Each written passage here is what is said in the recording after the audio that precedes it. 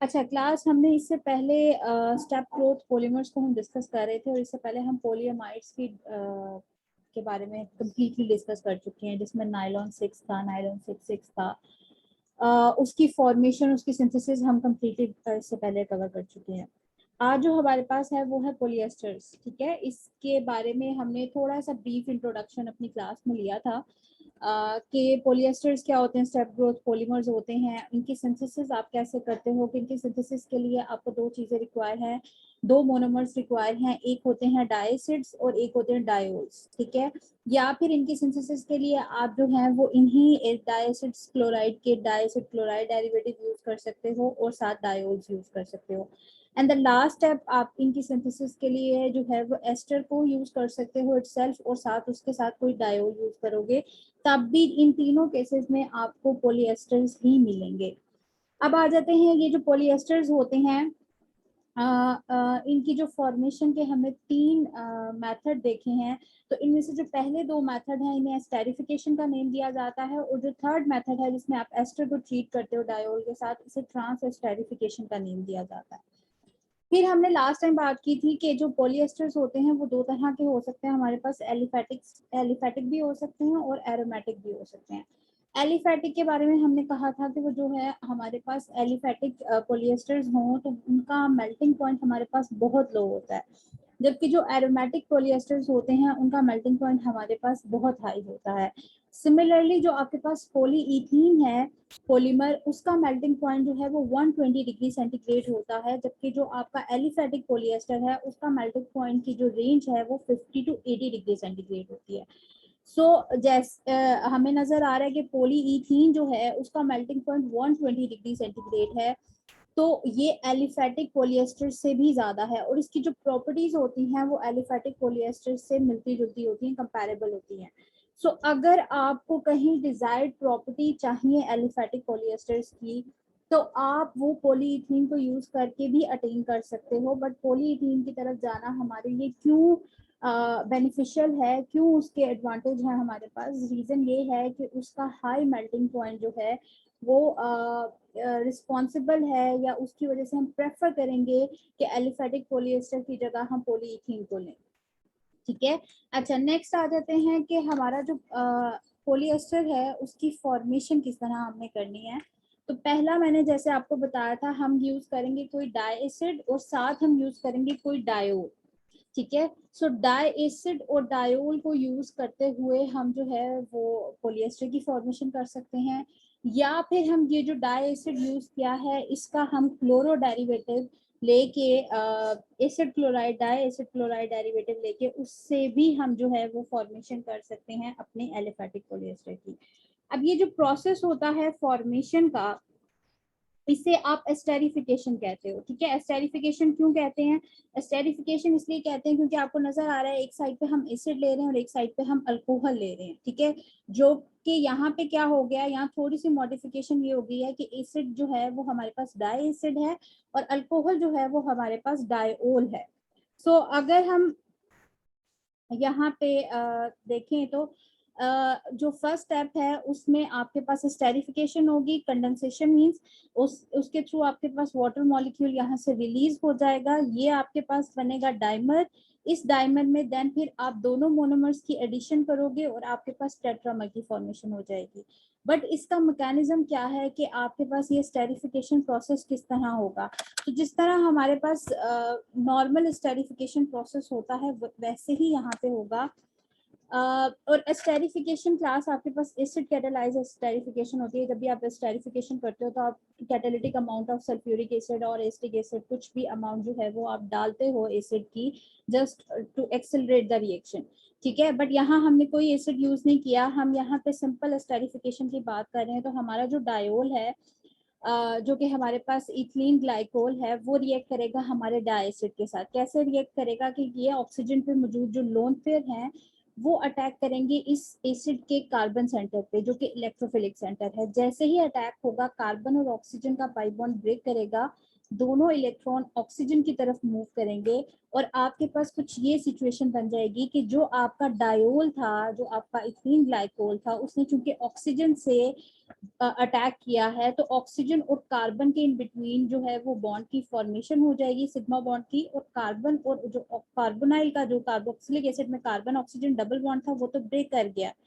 अब अगर वो ब्रेक कर गया है तो यहाँ कार्बन ऑक्सीजन सिंगल बॉन्ड में कन्वर्ट हो गया है। इसी वजह से ऑक्सीजन पे नेगेटिव चार्ज आ गया है, क्योंकि वो दोनों इलेक्ट्रॉन जो पाई इलेक्ट्रॉन थे वो ऑक्सीजन की तरफ शिफ्ट हो गए हैं। यहाँ तक क्लास समझ आ गया या नहीं?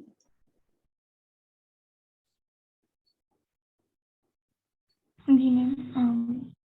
अच्छा, उसके बाद क्लास उसी तरीके से यहाँ पे होगा जिस तरह अमाइड के लिए हमने कहा था कि आपके पास विद इन अ मॉलिक्यूल जो है वो आपके पास प्रोटॉन ट्रांसफर होगा। प्रोटॉन ट्रांसफर इसलिए होगा क्योंकि यहाँ ऑक्सीजन एनाइन सेंटर प्रेजेंट है और यहाँ पे ये ऑक्सीजन जो है वो पॉजिटिव चार्ज कंटेनिंग है और उसके साथ एक जो है वो प्रोटॉन अटैच है जो कि एसिडिक प्रोटॉन है। सो आपका ये जो ऑक्सीजन एनाइन सेंटर है वो यहाँ से इस प्रोटॉन को रिमूव करवा लेगा और ये दोनों इलेक्ट्रॉन जो हैं वो ऑक्सीजन की तरफ शिफ्ट हो जाएंगे ताकि उसका पॉजिटिव चार्ज खत्म हो जाए, एलिमिनेट हो जाए। सो यहाँ पे जाके आपके पास क्या होगा कि ये जो ऑक्सीजन एनाइन था ये तो हाइड्रोक्सी में चेंज हो गया। यहाँ पे जो ऑक्सीजन था आपके पास जो पहले प्रोटीनेटेड था, चूंकि वहां से प्रोटॉन जो है वो शिफ्ट हो गई है इस ऑक्सीजन की तरफ, सो इसका पॉजिटिव चार्ज खत्म हो गया और ये आपके पास फिशी बन जाएगी। ठीक है। अच्छा, अब आ जाते हैं नेक्स्ट क्या होगा। नेक्स्ट स्टेप में यहाँ से वाटर की एलिमिनेशन होनी है। जैसे कि मैंने लास्ट टाइम आपको पॉलीअमाइड की सिंथेसिस में करवाया था कि पहला स्टेप ये होता है कि ये जो प्रोटॉन यहाँ से आपकी इस ऑक्सीजन एनाइन पे शिफ्ट हुआ है, यही प्रोटॉन देन इस ऑक्सीजन ये हाइड्रोक्सी पे शिफ्ट होता है ताकि इसको प्रोटीनेट करे। अगर ये इसको प्रोटीनेट कर देगा तो ये जो प्रोटीनेटेड हाइड्रोक्सिल ग्रुप है ये in the form of water as a good leaving group यहाँ से लीव कर सकता है। ठीक है। सो अगर आप वो स्टेप ऐड करोगे तो एक स्टेप आपका एडिशनल हो जाएगा कि आप यहाँ से प्रोटॉन ट्रांसफर करवाओगे इस हाइड्रोक्सी पे और ये दोबारा ऑक्सीजन एनायनिक सेंटर हो जाएगा। बट अगर आप सिंगल स्टेप में ये सारा कुछ करवाना चाह रहे हो तो सिंगल स्टेप में आपके पास किस तरह हो रहा है कि ये ऑक्सीजन के लोन पेयर यानी ये जो हाइड्रोक्सी की ऑक्सीजन है ये अटैक करें इस प्रोटॉन पे। जैसे ही अटैक करेंगे दोनों आपके इलेक्ट्रॉन्स ऑक्सीजन की तरफ शिफ्ट हो जाएंगे, ऑक्सीजन एनाइन में चेंज हो जाएगा। वो ऑक्सीजन जो है वो कार्बन के साथ पाई बॉन्ड बनाएगा दोबारा। जैसे ही पाई बॉन्ड बनाएगा तो कार्बन अपने 5 बॉन्ड नहीं बना सकता, उसे एक बॉन्ड ब्रेक करना पड़ेगा। वो कौन सा बॉन्ड होगा? वो कार्बन और इस प्रोटीनेटेड हाइड्रोक्सी ग्रुप का बॉन्ड होगा जो कि ब्रेक कर जाएगा और यहाँ से ये वाटर की फॉर्म में एलिमिनेशन हो जाएगी आपके न्यूट्रल स्पीशीज की। और ये आपकी एस्टेरिफिकेशन जो है वो हो जाएगी जिसमें आपकी जो ये एस्टर ग्रुप जो है ये जो आपको नजर आ रहा है ये एस्टर ग्रुप की फॉर्मेशन हो गई है। ठीक है। अब यहाँ पे एक क्वेश्चन क्लास रेज होता है जो कि पूछा भी जाता है कि एस्टेरिफिकेशन जब की जाती है तो एस्टेरिफिकेशन करते हुए जो आपका वाटर मॉलिक्यूल रिलीज होता है उसमें आपकी दो चीजें होती हैं, एक हाइड्रोक्सिल ग्रुप और एक आपकी प्रोटॉन। सो यहाँ पे जब आपका वाटर रिलीज हुआ है तो आपका हाइड्रोक्सिल ग्रुप जो है वो कहाँ से आया है? वो इधर एसिड से आया है यानी डाई एसिड से आया है या वो डायोल से आया है। इसी तरीके से आपकी जो प्रोटॉन है आपके वाटर मॉलिक्यूल में वो कहाँ से एलिमिनेट हुई है? वो इधर एसिड फंक्शनल एसिड जो मोनोमर है वहां से रिलीज हुई है या वो आपके डायोल में जो अल्कोहलिक पार्ट था वहां से रिमूव हुई है। तो अगर आप इसका मैकेनिज्म देखो क्लास तो ये वाली जो ऑक्सीजन थी अल्कोहल की, इसने पहले अटैक किया इस कार्बोक्सिलिक फंक्शनल ग्रुप में। जैसे ही अटैक किया है तो आपके पास ये स्पीशी बनी है। ठीक है। ये किसका प्रोटॉन है? ये प्रोटॉन है आपकी अल्कोहल यानी आपकी डायोल का। ये प्रोटॉन देन कहाँ शिफ्ट हो जाता है? ये आपकी इस ऑक्सीजन पे शिफ्ट हो जाता है जो कि आपकी एसिड की ऑक्सीजन है। जब ये यहाँ पे शिफ्ट हो जाता है और ये वाला जो OH ग्रुप है ये आपकी किसका है? ये हाइड्रोक्सी ग्रुप आपकी इस डाई एसिड का ही हाइड्रोक्सी ग्रुप है। देन फिर आपके पास क्या होता है कि जब ये स्पीशी बन जाती है इसके बाद आपने वाटर रिमूवल करवानी है। वाटर रिमूवल जब होती है तो वाटर रिमूवल में ये वाला जो प्रोटॉन है ये कहाँ पे चला जाता है? इस हाइड्रोक्सी के पास जो कि कार्बोक्सिलिक एसिड की हाइड्रोक्सी थी। बट ये प्रोटॉन कहाँ से आया था? ये आया था आपकी डायोल यानी आपकी अल्कोहल से। सो वाटर मॉलिक्यूल के रिलीज में आपका हाइड्रोक्सी कहाँ से रिमूव होता है? आपकी एसिड से। और आपका प्रोटॉन कहाँ से रिमूव होता है? आपकी अल्कोहल से। ये इम्पोर्टेंट पॉइंट है क्योंकि हम अभी तक पढ़ते आ रहे जितने भी एसिड्स होते हैं उनके पास एसिडिक प्रोटॉन होता है और वो प्रोटॉन एलिमिनेट करते हैं, ठीक है। बट इन एस्टेरिफिकेशन आपसे अगर पूछा जाए कि जब आप एस्टेरिफिकेशन परफॉर्म करवाते हो तो जो वाटर मॉलिक्यूल रिलीज होता है उसमें हाइड्रोक्सी ग्रुप कहाँ से आता है और उसमें प्रोटॉन कहाँ से आता है। सो हाइड्रोक्सी ग्रुप जो है वो आपका आता है एसिड से और जो प्रोटॉन आती है वो आपकी कहाँ से आती है, अल्कोहल से। क्लियर हो गया? Yes ma'am. अच्छा, इसके बाद ये जो आपके पास स्पीशी बनी है, अब आपको नजर आ रहा है इस ये जो आपका डाइमर बना है जो कि दो मोनोमर्स के कॉम्बिनेशन से बना है, एक डायोल था एक डाइएसिड था। अब ये जो डाइमर बना है इस डाइमर की दोनों opposite side still reactive sides हैं। क्यों? क्योंकि एक साइड पे आपका हाइड्रोक्सी फंक्शनल ग्रुप प्रेजेंट है और एक साइड पे आपका कार्बोक्सिलिक फंक्शनल ग्रुप प्रेजेंट है। सो ये वाला जो डाइमर है ये दो मोनोमर्स से अब साइमल्टेनियसली रिएक्ट कर सकता है सेकेंड स्टेप में। इसी वजह से नेक्स्ट स्टेप में आप क्या करोगे कि ये डाइमर जो है वो दोनों मोनोमर यानी इथिलीन ग्लाइकोल से भी रिएक्ट करेगा और आपका जो डाइएसिड डेरिवेटिव है उससे भी रिएक्ट करेगा और टेट्रामर की फॉर्मेशन करेगा। अच्छा, ये हो गया आपका एलिफेटिक पॉलिएस्टर्स, ठीक है। और अगर हम इसका जर्नल रिएक्शन लिखें तो जर्नल रिएक्शन आपके पास कुछ इस तरह से आता है कि n नंबर ऑफ डाइएसिड्स जो है वो रिएक्ट करते हैं n नंबर ऑफ डायोल से और ये आपके पास जो है वो एक पॉलिएस्टर की फॉर्मेशन होती है जिसमें ये आपका रिपीटिंग यूनिट है। मैंने आपको लास्ट टाइम भी बताया था रिपीटिंग यूनिट आपने किस तरह सेलेक्ट करना है। रिपीटिंग यूनिट में आपके दोनों मोनोमर्स होने चाहिए। यहाँ पे एक मोनोमर ये है जो आपका डाइओल है, उसके उस वो आपका कौन सा पार्ट है, ये जो आपको नजर आ रहा है ये आपकी इस डायोल से आया है और ये जो आपको फंक्शनल ग्रुप ये जो पार्ट नजर आ रहा है ये आपके इस मोनोमर से आया है। तो जो भी रिपीटिंग यूनिट होगा उसमें आपके दोनों मोनोमर्स को आपने सेलेक्ट करना और उनको ब्रैकेट में लिख के आपने रिपीटिंग यूनिट लिख देना है या एन लिख देना है। इसका मीनिंग ये है कि यही रिपीट होते जाते हैं और आपका पॉलीमर या पॉलिएस्टर की फॉर्मेशन होती जाती है। जैसे कि आप यहाँ पे देखते हो कि इस ब्रैकेट के बाहर अगर आप देखो तो ये वाला ग्रुप रिपीट हो रहा है, फिर इसके आगे ये वाली चेन आएगी, फिर ये वाली चेन आएगी, फिर ये चेन आएगी। तो आपका जो स्टेप वाइज जो है वो ये रिपीट होते जाएंगे आपके पार्ट्स और रिपीटिंग यूनिट्स और आपका जो पॉलिएस्टर है उसकी फॉर्मेशन होती रहेगी।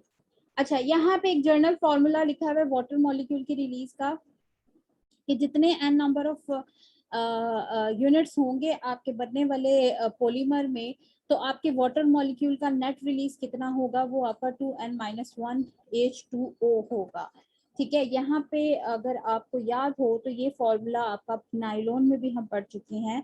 मैंने वहां पे भी आपको बताया था कि अगर एक टेट्रामर की फॉर्मेशन होती है नाइलॉन के केस में तो टोटल वाटर मॉलिक्यूल रिलीज कितना होता है, 3 वाटर मॉलिक्यूल रिलीज होते हैं, ठीक है। क्योंकि पहला जो स्टेप जिसमें डाइमर की फॉर्मेशन होती है उसमें एक वाटर मॉलिक्यूल रिलीज होता है और जब वो डाइमर दो मजीद मोनोमर के साथ रिएक्ट करता है तो अब आपके पास 2 वाटर मॉलिक्यूल का रिलीज होता है। सो हम कहते हैं नेट रिलीज एक टेट्रामर की फॉर्मेशन में फ्रॉम मोनोमर्स कितना हुआ है, वो 3 वाटर मॉलिक्यूल रिलीज हुआ है।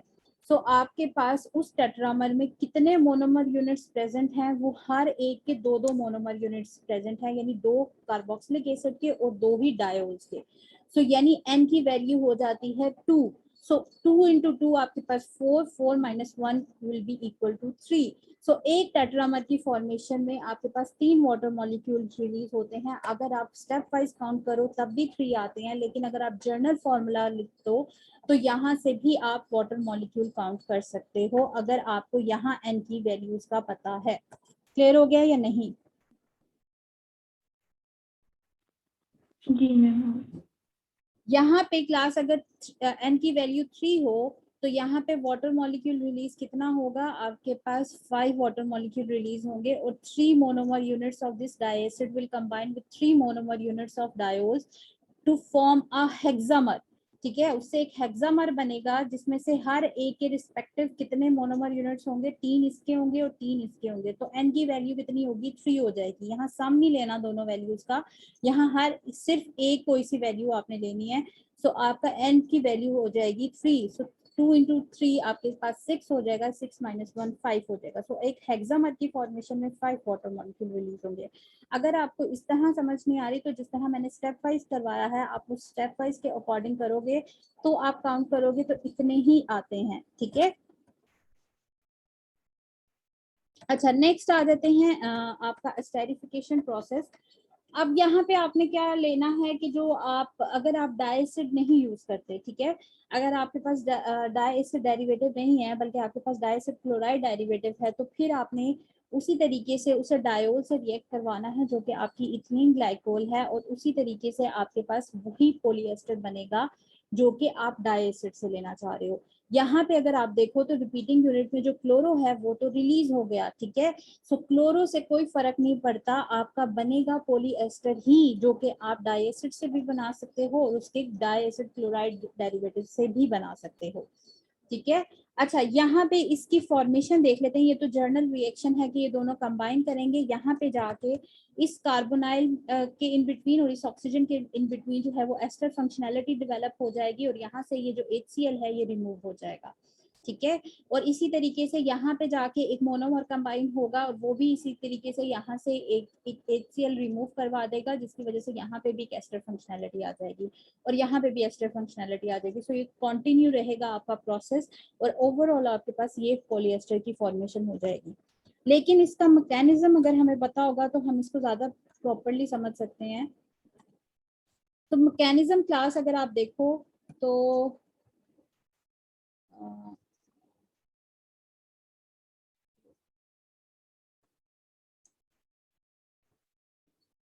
अच्छा इसी को देख लो क्लास, ये जो मैकेनिज्म है इसमें भी आपके पास थोड़ा सा चेंज है बट समझ आ जाएगी आपके पास।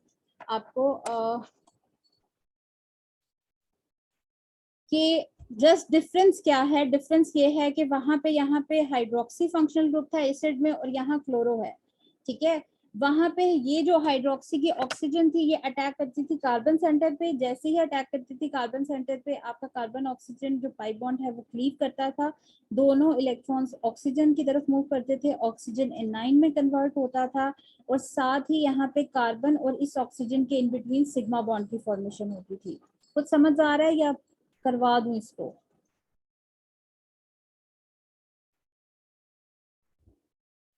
क्लास इसको करवा दूं या कर लोगे? मैम करवाते।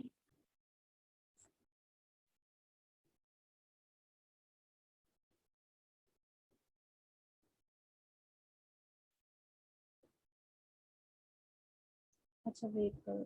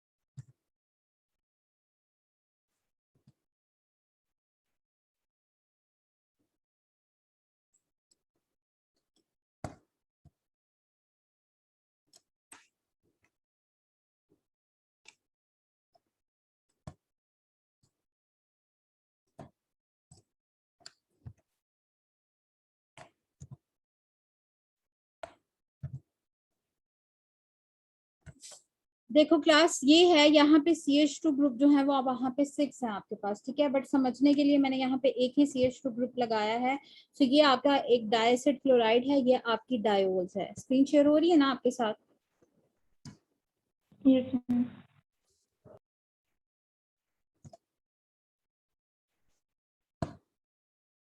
ये जो हाइड्रोक्सी है ये आपकी इधर अटैक करता है इस कार्बन सेंटर पे, ठीक है। कार्बन सेंटर का मतलब है इलेक्ट्रोफिलिक से कार्बोनाइल का जो कार्बन सेंटर है वहां पे अटैक करेगा।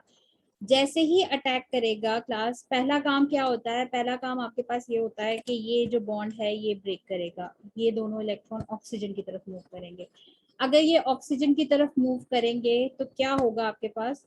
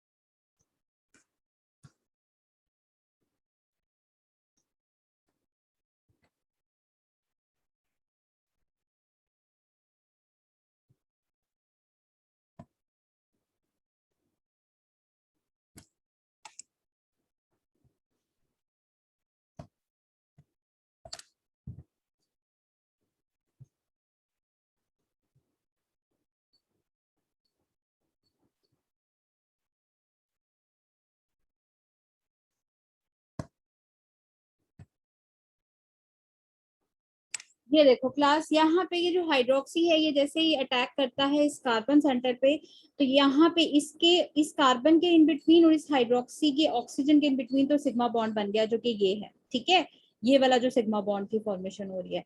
देन ये कार्बन और ऑक्सीजन के इन बिटवीन ये जो पाई बॉन्ड था ये ब्रेक कर गया और दोनों इलेक्ट्रॉन कहाँ चले गए, इस ऑक्सीजन की तरफ। इसी वजह से ऑक्सीजन पे क्या चार्ज आ गया, नेगेटिव चार्ज आ गया, ठीक है। और इस वाली हाइड्रोक्सी पे पॉजिटिव चार्ज क्यों आए, क्योंकि ये देखो ऑक्सीजन 3 बॉन्ड बना रही है, क्योंकि एक तो आपके पास उसका था इस प्रोटॉन के साथ, एक इस कार्बन के साथ, तो वो तो ऑलरेडी प्रेजेंट है, एक न्यू बॉन्ड उसने बनाया है न्यू कार्बन के साथ, यानी इस कार्बन के साथ।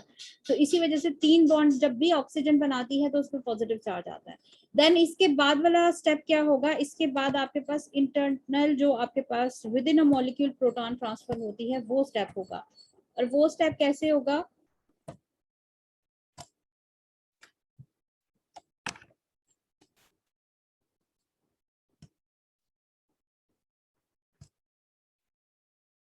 कि ये वाली जो प्रोटॉन आपको नजर आ रही है यहाँ पे, ये प्रोटॉन जो है ये यहाँ पे शिफ्ट हो जाती है। कैसे शिफ्ट होती है कि यहाँ से ये रिमूव हो जाएगी बेसिकली,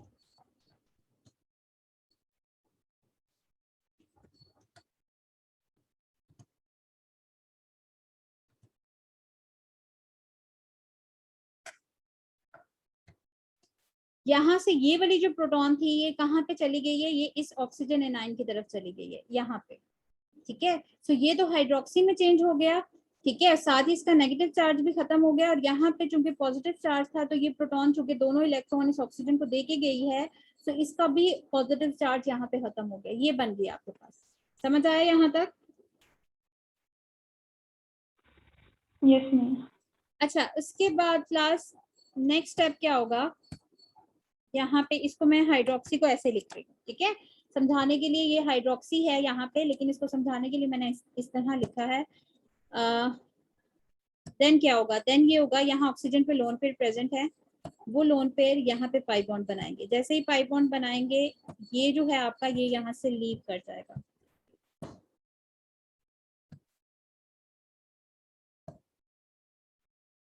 ये यहाँ से लीव कर जाएगा। सो अब आपके पास क्या स्पीशी बनेगी,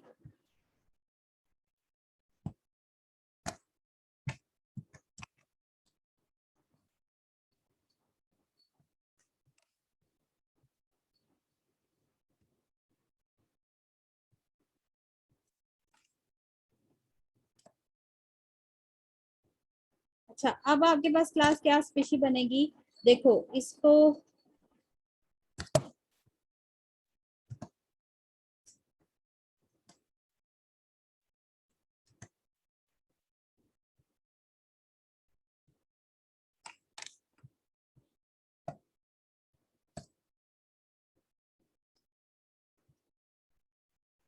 ये देखो ये क्लास, यहाँ जो ऑक्सीजन के लोन पेयर हैं वो इस कार्बन के साथ डबल बॉन्ड बनाएंगे, जैसे ही डबल बॉन्ड बनाएंगे तो ये तो बन गया डबल बॉन्ड, ठीक है, डबल बॉन्ड बन गया, ऑक्सीजन पे साथ ही आ गया पॉजिटिव चार्ज की 3 बॉन्ड बना रही है।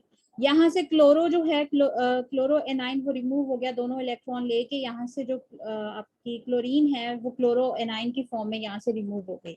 सो इस स्टेप में आपका क्या हुआ है कि HCl की एलिमिनेशन हो गई है। सॉरी आपकी क्लोराइड एनाइन की एलिमिनेशन हुई है। सो यहाँ पे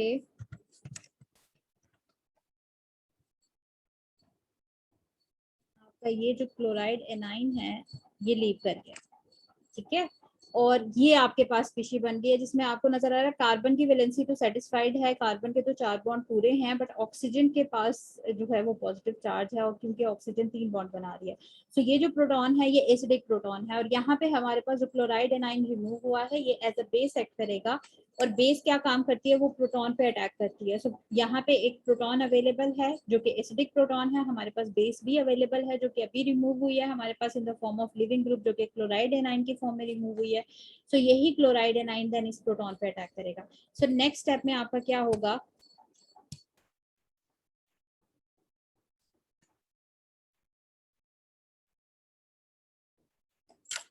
नेक्स्ट स्टेप में क्लास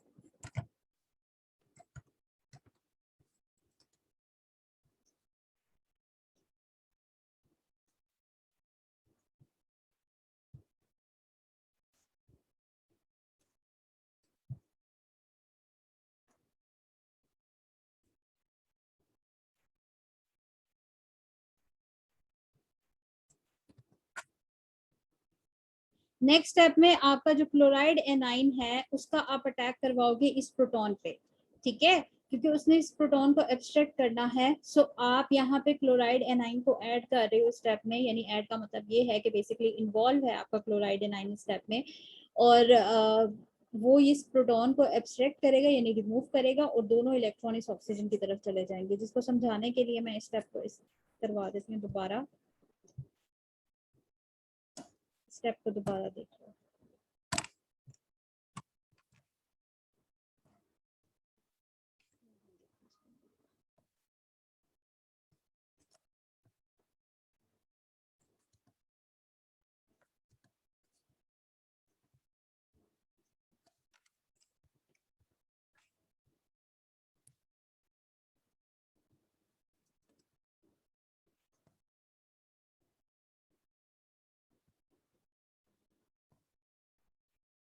ये जो क्लोराइड एनाइन है ये इस प्रोटॉन पे अटैक करेगी क्लास, जैसे ही अटैक करेगी आपके ये वाले जो बॉन्ड है ये वाला ब्रेक कर जाएगा, दोनों इलेक्ट्रॉन ऑक्सीजन की तरफ मूव कर जाएंगे, ऑक्सीजन का पॉजिटिव चार्ज एलिमिनेट हो जाएगा, और इस स्टेप में आपकी क्या रिमूव हो जाएगी,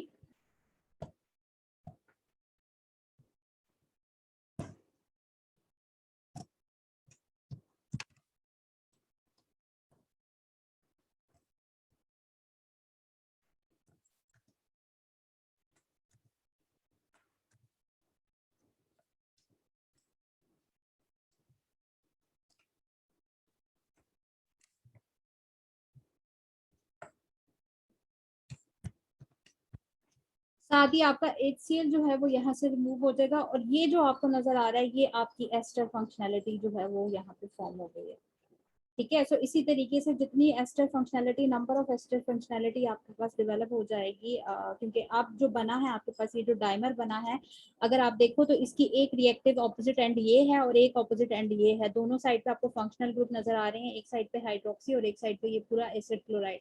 तो ये मजीद मोनोमर्स के साथ रिएक्ट कर सकते हैं अपने इन एंड्स को यूज करते हुए, इसी वजह से आपके पास नेक्स्ट मोनोमर्स जो हैं वो इस यूनिट के साथ भी रिएक्ट कर सकते हैं, और एक जो आपका ग्लाइकोल मोनोमर है वो इस यूनिट के साथ रिएक्ट कर सकता है, ठीक है।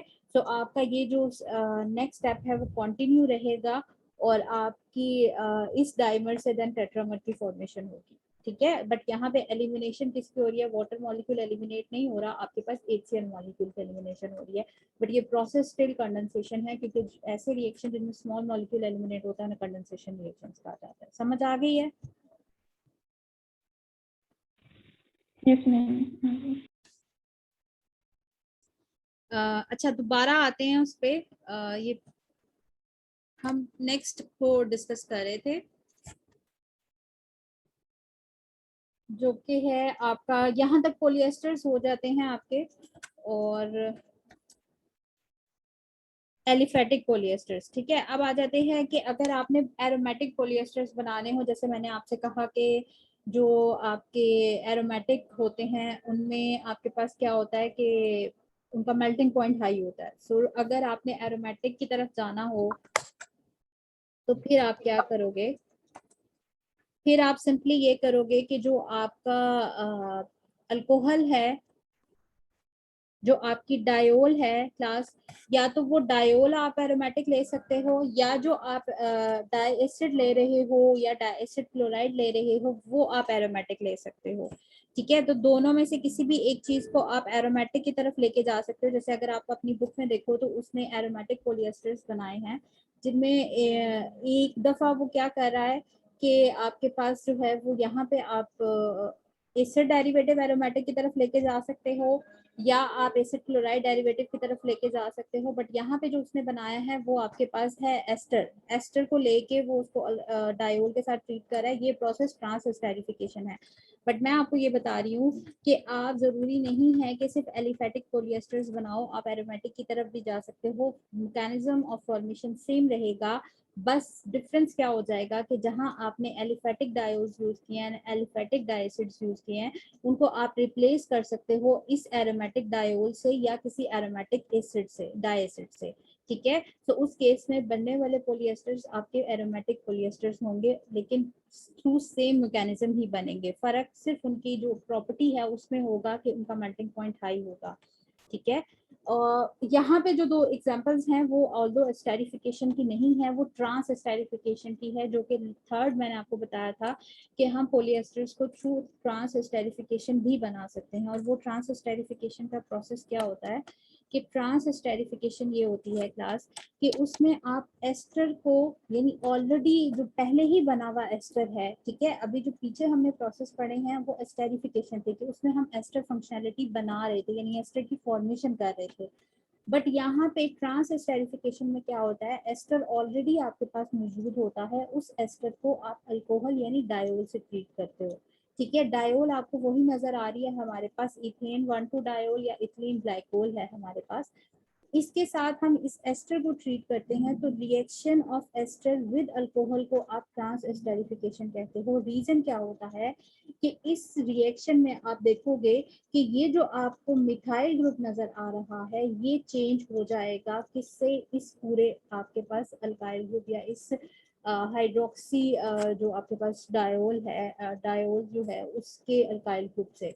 सो किस किस इस प्रोसेस को, जिसमें आप एस्टर को जब अल्कोहल से ट्रीट करते हो तो एस्टर का आर ग्रुप अल्कोहल के आर ग्रुप से रिप्लेस हो जाता है, इस प्रोसेस को ट्रांस एस्टेरिफिकेशन कहा जाता है। कैसे होता है कि अगर आप देखो तो उसी तरीके से आपकी डायोल रिएक्ट करेगी आपकी एस्टर की कार्बोनाइल फंक्शनैलिटी पे, उसी तरीके से आपका डायोल जो है वो अटैच हो जाएगा आपके कार्बन सेंटर से, carbon oxygen pi bond break करेगा, दोनों इलेक्ट्रॉन ऑक्सीजन की तरफ शिफ्ट होंगे, ऑक्सीजन देन एनाइन में चेंज हो जाएगा, ये यहाँ से प्रोटॉन जो है उसको रिमूव करवा लेगा ताकि इस ऑक्सीजन का जो है वो पॉजिटिव चार्ज खत्म हो जाए। अब इसमें और स्टेरिफिकेशन में आपको जस्ट एक डिफरेंस नजर आ रहा होगा, वहाँ हाइड्रोक्सी था, यहाँ मिथॉक्सी आपको नजर आ रहा है। ठीक है, वहाँ इट मींस वाटर रिमूव हो रहा था, यहाँ पे जब आप रिमूवल करवाओगे तो यहाँ पे मेथनॉल की रिमूवल होगी। कैसे रिमूवल होगी, उसी तरीके से ये ऑक्सीजन के लोन पे इस प्रोटॉन पे अटैक करेंगे, यहाँ पे oxygen hydrogen sigma bond break करेगा, दोनों इलेक्ट्रॉन ऑक्सीजन की तरफ शिफ्ट होंगे जो कि यहाँ पे पाई बॉन्ड बनाएंगे कार्बन सेंटर के साथ, कार्बन एटम के साथ, और कार्बन और मिथॉक्सी की ऑक्सीजन का जो बॉन्ड है वो ब्रेक करेगा और यहाँ से मेथनॉल रिमूव हो जाएगी। तो मेथनॉल की रिमूवल हो गई है, और आपके पास क्या हुआ है कि पहले ऑक्सीजन के साथ यहाँ पे मिथाइल ग्रुप अटैच था, मिथॉक्सी अटैच थी, बट अब यहाँ पे आपको कोई और फंक्शनल ग्रुप नजर आ रहा है। ये ऑल्दो एस्टर फंक्शनैलिटी ही है, यहाँ पे ये एस्टर फंक्शनैलिटी ही स्टिल आपके पास डेवलप हुई है, बट उस ऑक्सीजन के साथ जो ग्रुप आर ग्रुप प्रेजेंट था यानी मिथाइल प्रेजेंट था वो चेंज हो गया है। तो इस प्रोसेस को ट्रांस एस्टेरिफिकेशन कहा जाता है, जिसमें आप एस्टर को लेते हो और एस्टर का अगर आपने आर ग्रुप चेंज करवाना हो तो उसी एस्टर को किसी अल्कोहल के साथ अगर आप ट्रीट करवाओ, किसी डिफरेंट अल्कोहल के साथ, उसका आर ग्रुप रिप्लेस हो जाता है अल्कोहल के आर ग्रुप के साथ, और इस प्रोसेस को ट्रांस एस्टेरिफिकेशन कहा जाता है। सो थ्रू ट्रांस एस्टेरिफिकेशन भी आप जो है वो पॉलिएस्टर्स की फॉर्मेशन कर सकते हो। इसके पास भी दोनों साइड पे रिएक्टिव साइड स्टिल अवेलेबल है, यहाँ पे भी और यहाँ पे भी, जो कि फर्दर रिएक्ट कर सकती हैं आपके मोनोमर यूनिट्स के साथ। बात समझ आ गई है? Yes ma'am. अच्छा, इसको एक दफा यहाँ से देख लेना क्लास बुक से।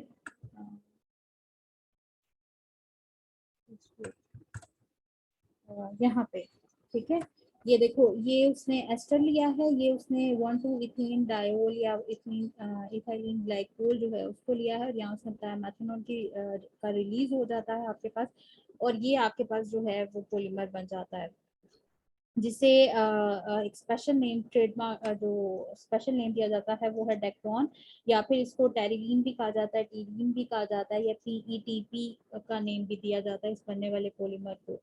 ठीक है, इसी तरीके से यहाँ उसने सेकंड थ्रू ट्रांस टेरिफिकेशन एक पॉलीमर बनाया है, जिसमें उसने डाई मिथाइल जो है वो फिथाइलेट को यूज किया है, 1,4 डाईहाइड्रोक्सी मिथाइल साइक्लोहेक्सेन को यूज किया है, और यहाँ पे भी मेथनॉल का रिमूवल होगा क्योंकि यहाँ आपको मेथॉक्सी नजर आ रहा है। फॉर्मेशन सेम रहेगी बट जो पॉलीमर है वो चेंज हो जाएगा, उसका नेम जो है वो आपके पास कोडेल है। दो डिफरेंट है पॉलिएस्टर्स, बन दोनों ट्रांसस्टेरिफिकेशन से रहे हैं, बट यहाँ आपको जो है वो एक एलिफेटिक डायोल नजर आ रही है, और यहाँ आपको जो है वो रिंग फॉर्म की जो है वो एरोमेटिक डायोल नजर आ रही है। तो ये दोनों में डिफरेंस है। ठीक है, इसके बाद एक पॉलीकार्बोनेट्स रह जाएगा क्लास, जो कि नेक्स्ट क्लास में हम डिस्कस कर लेंगे, और एक आपके पॉलीयूरिथेन रह जाएंगे, जो कि ऑल्दो मैंने अभी पढ़ाने थे, बट आई थिंक टाइम काफी हो गया। ठीक है, एक दो आपके पॉलीमर्स रह गए हैं, इनके बाद जो है वो हम नेक्स्ट टॉपिक पढ़ेंगे। ये जितना हमने अभी तक कवर किया है एटलीस्ट ये सारा आपके मिनट में इंक्लूड होगा। कोई क्वेश्चन है तो पढ़ लो, अदरवाइज फिर मीटिंग करते हैं 1 मिनट में, वैसे ही ऑटोमेटिकली एंड होने